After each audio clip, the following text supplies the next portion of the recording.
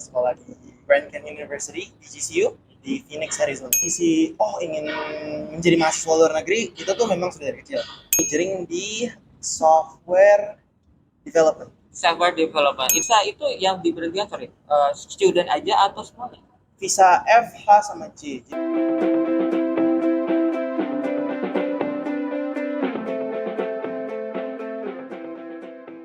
Oke, para netizen, bersama dengan saya Intel Sujita Umat. Di sini merupakan segmen klinik Rempong di sesi Cerpong, cerita Rempong bersama Koeven. Ya, gue udah mendatangkan nih Koeven dari jauh-jauh Amerika untuk bisa menjadi narasumber pada hari ini. Mungkin Koeven, let you introduce yourself to netizen. Okay. Hello, good morning guys. My name is Evan.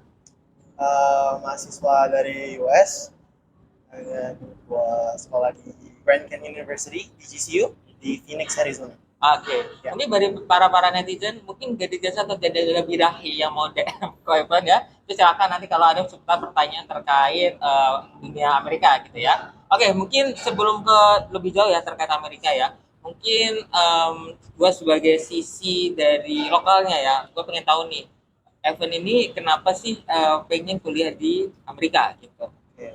Jadi sebenarnya ke Amerika ini bukan suatu hal yang terencana ya ke US ini.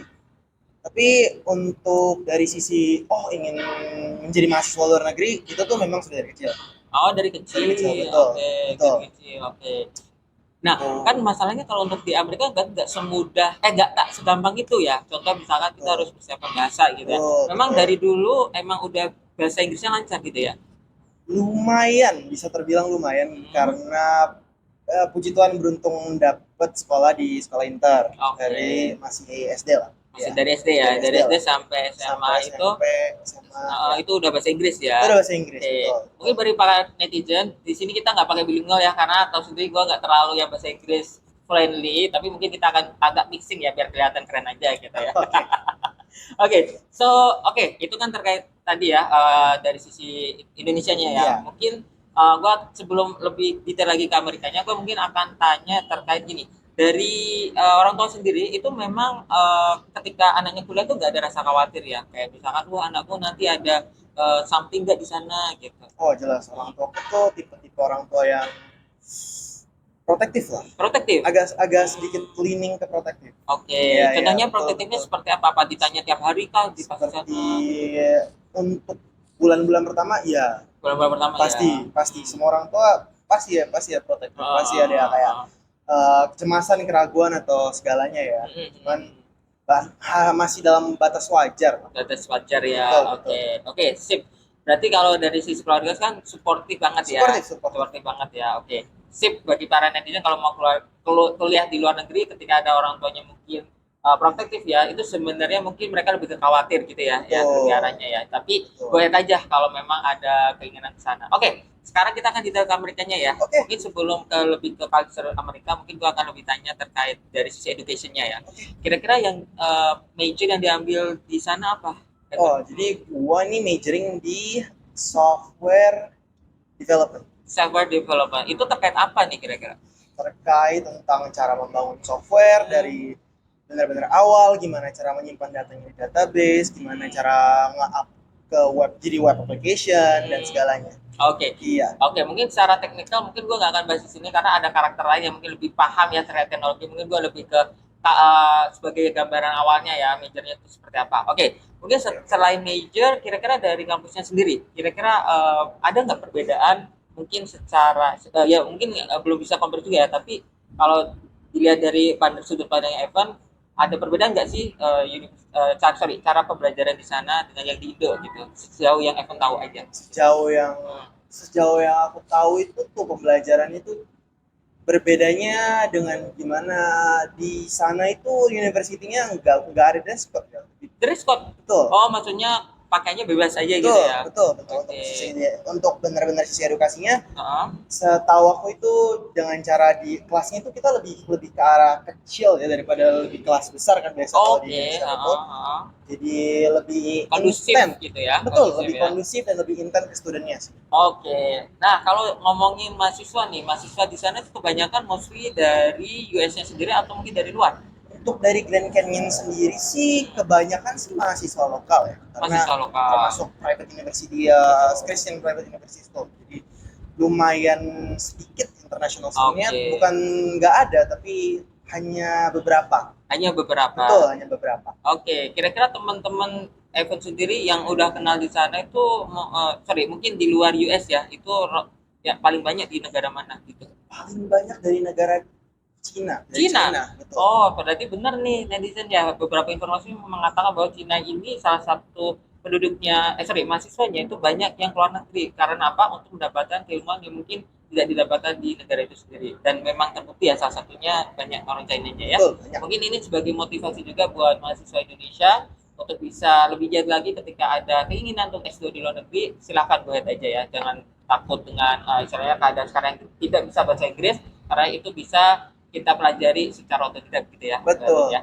Oke, ngomongin terkait mahasiswa udah tadi ya. Mungkin lebih ke sekarang ngomongin terkait apa ya? Mungkin penjurusan kali atau peminatan di sana. Atau mungkin bisa diceritakan dong setelah pas perkuliahan itu kegiatannya selain akademik itu apa gitu. Oke. Jadi kegiatan sehari-hari selain akademis ya, itu tuh aku ikut ada namanya Technology Club.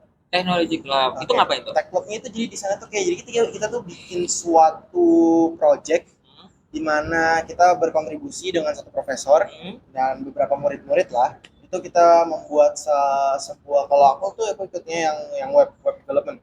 Jadi kita bikin sebuah web yang bakal di up nanti.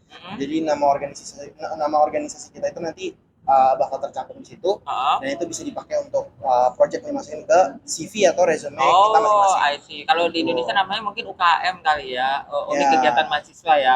Oke. Itu kan secara di kampusnya ya. Kalau selain itu ada enggak ya? Mungkin misalnya internship atau apa gitu? Sebenarnya sih selain itu sih hanya part time aja. Part time aja. Part time aja ya. Berarti part time ini termasuk dalam kategori internship atau memang freelance?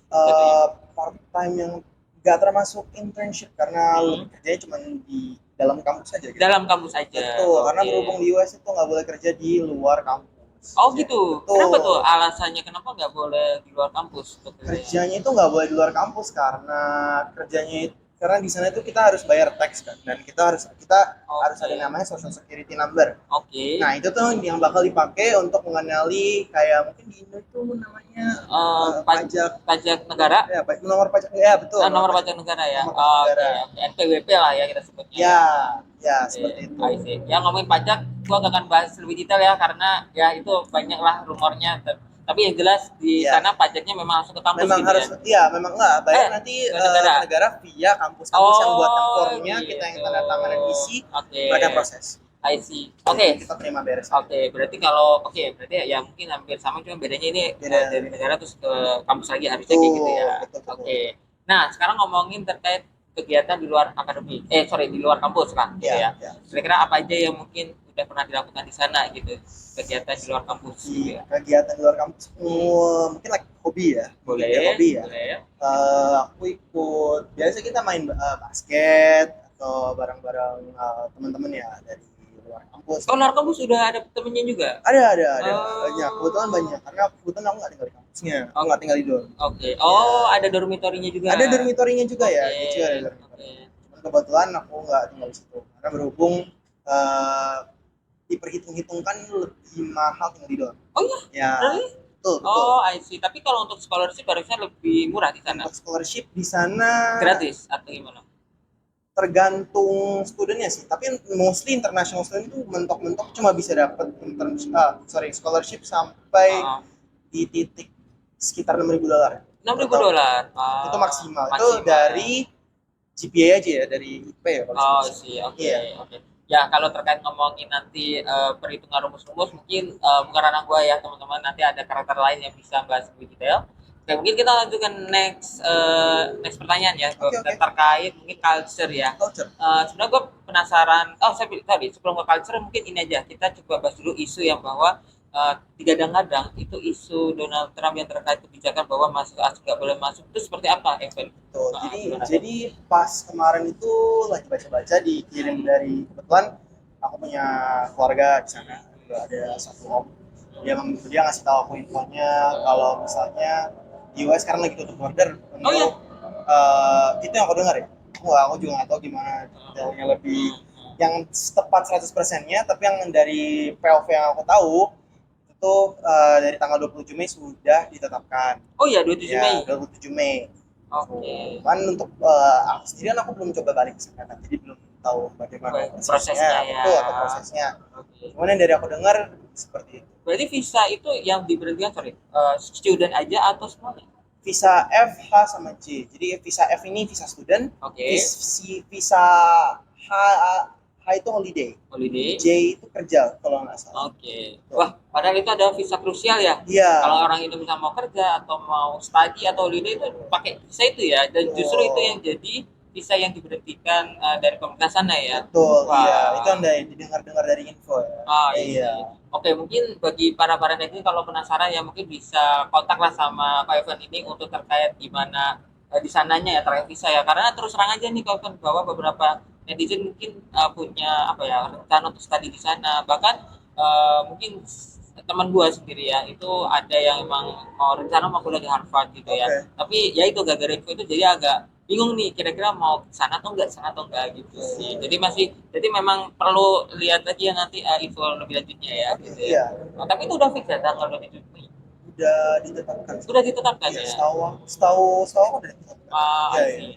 Oke, nanti perlu hati-hati ya kalau memang mau comeback gitu ya. Sekarang ini nih yang paling menarik sekarang sesi di question di mana kalian lagi. Evan melihat culture yang ada di Amerika nih. Kira-kira sebagai orang Indonesia kan pasti tahu sendiri culture-nya lebih ke attitude ke orang, kemudian lebih ya maybe humble or friendly gitu ya. Nah, kalau di sana gimana nih? Dan cara menyikapinya gimana nih? Oke, untuk mungkin yang culture yang menurut aku intriguing atau different lah ya. Itu tuh lebih ke arah gimana? Di sana itu orangnya lebih kayak sendiri-sendiri gitu. Individualis lebih ke arah individualis, lebih ke arah beda lah sama masyarakat di Indonesia yang gimana kita kayak saling guyup gitu ya. Iya, saling kerjasama gitu ya, ramah, kerja bakti misalkan bareng-bareng gitu ya. Betul, ya. Di sana lebih ke arah individualis, di mana bukan berarti mereka dingin atau bagaimana, lebih seperti ya memang menjalankan tugasnya atau hidup masing-masing aja. Gue aja gitu. Nah, ibaratnya seperti itu. Nggak mau mencampuri urusan orang gitu ya. Betul. Oke, berarti memang benar ya infonya bahwa memang di luar negeri itu lebih ke individualis, tapi bukan berarti yang acuh-acuh ya gitu ya. Betul. Justru emang beberapa orang care ya di sana ya, beberapa orang ya kalau kita sebelum udah deket ya. Iya, kalau di sana itu salah satu di mana kalau memang sudah deket tuh care buat seperti teman dia. Ya teman seperti ada beberapa yang keluarga atau gitu. Iya.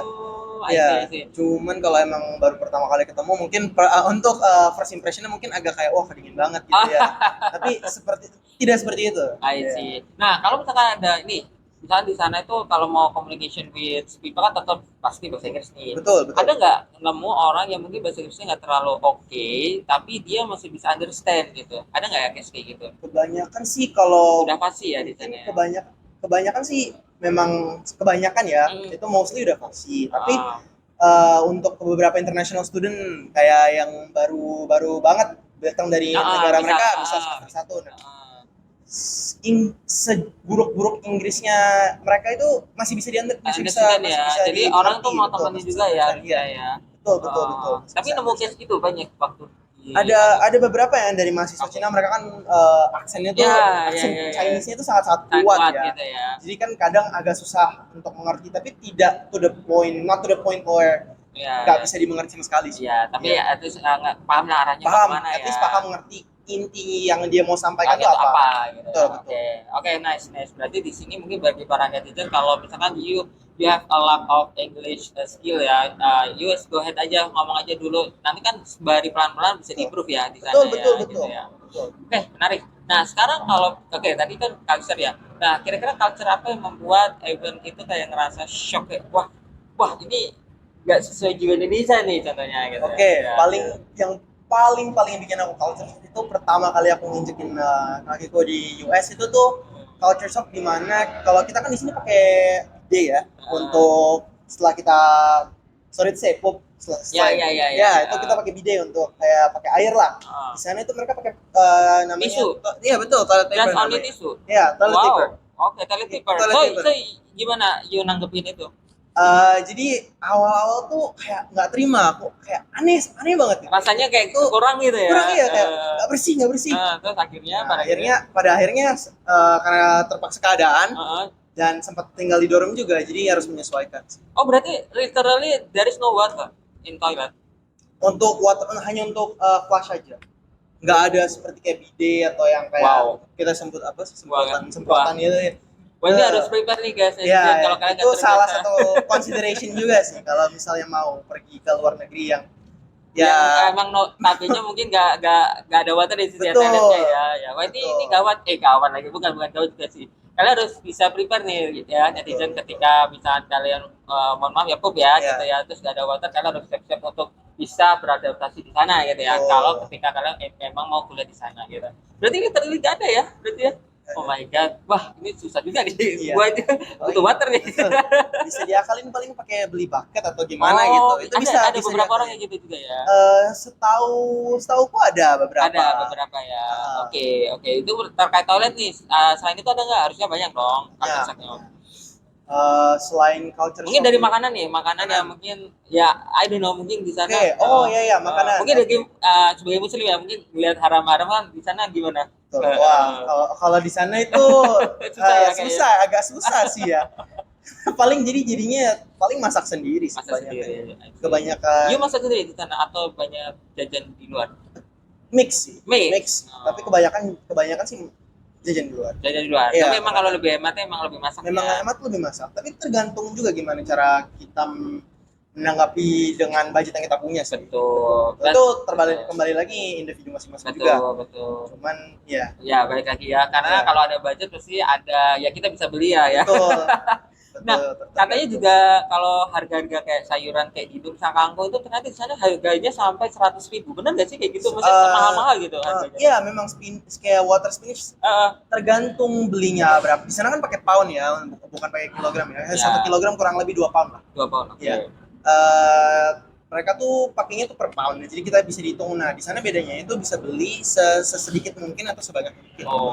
Karena mereka hitungnya bukan per ikat, ada yang dihitung per ikat, tapi ada juga yang dihitung kayak per mungkin kalau misalnya daun bawang gitu per batang. Ya. Ada ya kayak gitu. Ada, karena mereka nimbang ya. Betul. Itu murah ya. Seperti itu. Oke, itu kan makanan udah nih. Sekarang ada lagi nggak culture shock yang selain itu gitu? Masih seputar makanan. Di sana makanan yang notabene di Indonesia makanan pedas kan, cabai itu kan pedas gitu kan. Betul, dia orang-orang di sana itu makanan pedas itu seperti kayak lebih banyak kayak karena makanan Meksiko ya. Meksiko. Karena itu lebih ke spicy lebih orang di sana tuh sebutnya spicy, tapi kalau orang-orang Indo itu kita ngerasanya asem. Asem. Oke. Wah, ini agak repot juga ya kalau lidahnya terbiasa ya. Tuh repot sekali sih. Iya, tapi ada beberapa emang tergantung di state mana ya. Dan aku tahu di LA, karena dulu aku pernah sempat tinggal di sana untuk sementara itu, ada toko Indo lumayan, ada lah beberapa ya. Oke, nah ini menarik nih, kalau terkait makanan memang perlu research juga ya, bahwa ada, tapi mungkin ada restoran Indonesia juga ya pastinya di sana ya. Mungkin di LA di New York, yang kota-kota besar gitu setahu aku ada. Ada. Tapi ya pasti ya mahal lah ya. Pasti harganya beda. Jangan sama kan, kalau di warteg kan cuma 15.000 ya teman-teman ya. $15. Berapa itu kalau dirupiahkan? $15 kurang lebih dengan kurs sekarang ya. Kurang lebih sekitar 200-an ya. Itu kalau misalkan gua makan di warteg bisa berapa hari ya gitu. Oke, selain makanan apa kira-kira ya mungkin yang membuat you shock lah sebagai warga itu di sana? Selain makanan dan toiletnya, lebih ke arah di sana itu cara berpikir orang-orangnya sih. Gimana tuh cara berpikir orang-orangnya? karena lebih gimana ya, mereka kalau kita orang Indo ya, menurut di POV aku balik lagi POV aku ya, lebih gak begitu sungkan untuk minta tolong ya di sini ya. Oke. Lebih Di Indo ya maksudnya. Ya, di Indo betul. Di Indo Amerika. Di US lebih kayak oh ya sudahlah nggak apa-apa lah, kayak misalnya kita ada dapat sebuah kesulitan atau bagaimana gitu kan, misalnya di kampus lah kita dapat kesulitan atau gimana gitu. Mereka ini lebih kayak lebih gimana pun caranya tuh lebih kayak kalau bisa selesai sendiri tuh selesai sendiri. Oke. Jadi tidak begitu banyak melontarkan pertanyaan-pertanyaan. Misalnya nolong ya, bukan nolong, minta tolong. Minta tolong betul. Ya, seperti itu. I see. Berarti di sana lebih berdikari ya, mungkin betul. Ya. Berdikari dulu, kalau emang benar-benar mentok baru mungkin. Iya, karena mereka lebih kebikara, lebih pride. Iya, pride. Betul, lebih pride kan. Oke. Berarti kalau misalnya Evan ada kesulitan di sana, gak banyak minta tolong berarti ya, gimana? Kalau sebagai warga Indonesia, bukan sebagai warga Indonesia ya pasti saya minta tolong. Gitu ya. Iya. Mereka mau bantu. Beberapa iya, beberapa enggak. Tapi lebih banyak iya sih. Iya, karena kan teman sendiri ya. Ya. Kalau orang yang enggak itu yang gimana konteksnya, enggak teman atau gimana? Kalau yang enggak dikenal mungkin agak susah sih. Kan agak susah. Berarti harus kenalan dulu dan segala macam. Nah, ini menarik nih insight-nya. Kalau kalian mau minta tolong di US, silahkan tuh berteman dahulu ya teman-teman. Jangan tiba-tiba nggak tahu orangnya siapa minta tolong nih. Jangan samakan dengan yang di Indo ya gitu ya. Iya, agak sedikit berbeda. Betul. Jadi emang culture-nya agak beda ya. Oke. Nah sekarang sebenarnya gue kepikiran nih ada satu case yang mungkin lo punya point of view yang mungkin bisa validasi ya. Karena berdasarkan rumor nih ya teman-teman ya. Mungkin kalau di US itu dia sorry ya, kalau lihat dari mungkin film-film atau something like that gitu ya, mungkin ada seks bebas gitu ya. Boleh dong diceritain mungkin biar kita aware juga ketika warga Indonesia pergi ke sana gitu ya. Menurut dari POV ku ini karena aku belum experience ya. Mungkin ada semacam ajakan atau semacam kayak teman-teman atau circle ku itu memang di situ hal-hal yang wajar sih. Wajar sih. Kayak di sana lebih kayak gimana ya? Karena mereka dari udah 18 tahun, pokoknya mereka lulus high school itu biasanya udah orang tua di sana yang lokal yang bule-bule lokal gitu ya, di sana itu lebih ajarannya tuh lebih kayak 18 tahun sudah mandiri bisa keluar. Itu biasanya keluar dari rumah dan mereka mencari tempat tinggal sendiri gitu. Dengan kerja atau kalau mereka kuliah biasa mereka ambil student loan. Iya. Nah, berarti dari situ berarti di atas 18 itu mereka untuk melakukan seks jadi nggak masalah ya di keluarga? Iya, nggak ada masalah. Nggak masalah. Tapi di rumah pernah ada ini nggak? Mungkin semacam ada teman yang mau nyoba ke klub terus akhirnya itu ada yang kayak gitu? Dari temanku sih nggak ada ya, berarti maksudnya ada. Tapi harusnya you bisa memfilter lah ya untuk ikut atau enggak gitu. Iya betul, itu tergantung lagi balik-balik ke orangnya. Betul, ke orangnya sendiri masing-masing gimana. Oke. Kan kita sebagai orang Indo mungkin menjaga itu banget ya. Betul ya. Penting ya. Jadi harusnya masih aman lah ya. Soalnya di sana katanya sih dengar-dengar banyak yang ya ini mohon maaf ya, maksudnya bukannya ini info aja dari beberapa orang, memang banyak yang tergoda di sana. Betul, gitu. Memang godanya memang sangat besar ya. Sangat besar sih memang sih. Jujur saja. Iya, banyak itu. Memang kayak gitu. Tapi ya kalau kita udah dididik dari Indo harusnya bisa menjaga itulah ya. Gitu ya. Oke. Nah, netizen mungkin harus hati-hati juga ketika udah di sana, udah berkuliah atau bekerja ya, tolong jaga kondisi kalian saat kalian awal mau datang di Amerika ya, jangan sampai tergoda dengan iman kalian waktu di sana gitu ya. Oke, paling kayaknya itu aja sih Evan ya, karena di sini kita udah ada limit waktu. Nanti next time mungkin ada karakter selain gue yang akan datengin lo untuk berbicara terkait teknologi kali ya. Karena mungkin akan lebih intens nih terkait akan lebih seru nih berbicara terkait software engineer ya tadi ya. Nanti ada teman gue nih, sebenarnya kebetulan dia jago IT juga. Karena gue kan orangnya netizen ya, mewakilkan netizen ya. Jadi pertanyaan tadi udah gue kumpulin untuk bisa gue tanya agar mereka juga aware dengan insight yang ada di sana. Gitu sih. Mungkin itu aja teman-teman. Terima kasih. Semoga bisa ketemu lagi di segmen ini. See you. Bye. Thank you.